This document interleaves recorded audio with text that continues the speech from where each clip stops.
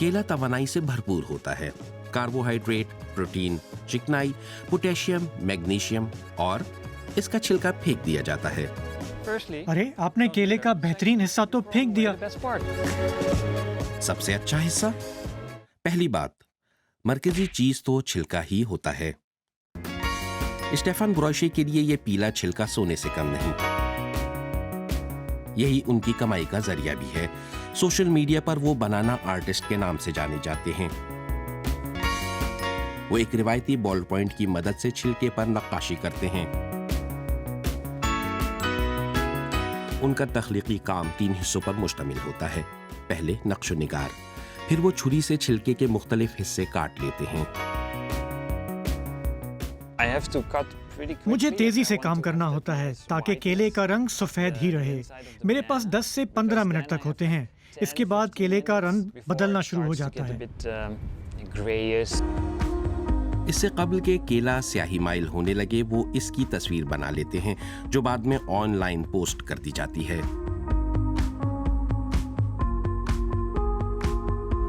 इसके बाद केले को खा लिया जाता है, कभी कभार दूध में मिलाकर। दोपहर के चंद घंटे काम करने का इनाम बनाना शेक की सूरत में।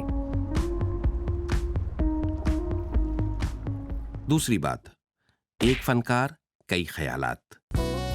स्टेफन ब्रॉशे अंदाजन अब तक कई 100 छिलकों को अपने फन के लिए इस्तेमाल कर चुके हैं।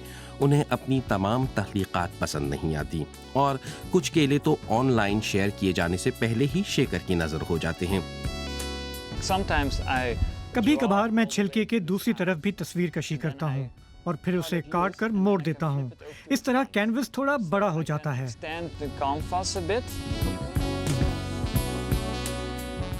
एक से ज्यादा केले भी इस्तेमाल करता हूँ।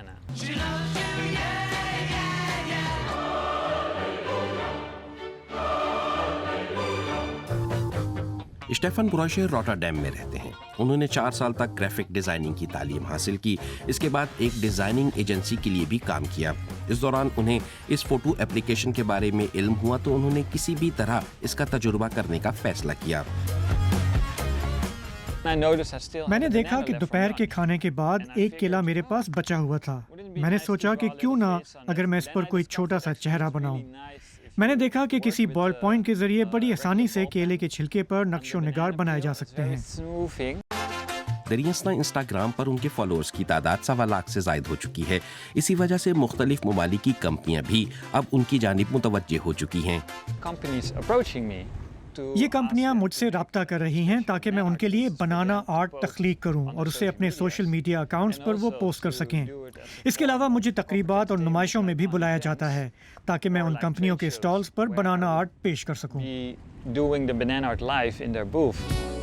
अब तक ऐसा लगता था कि अवामी सतह पर मकबूल आर्ट में केले के इस्तेमाल की शायद ही कोई हदें थीं। इसे अलामती से लेकर कसीरुल जहती तक हर सतह पर इस्तेमाल किया गया।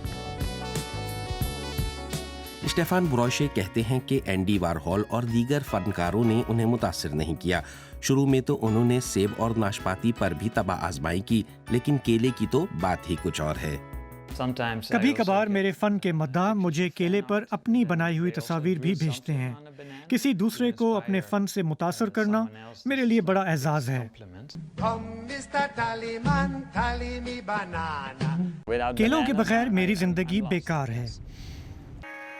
बहुत किफायतशवार स्टेफन ब्रॉशे रोजाना एक केला खरीदते हैं।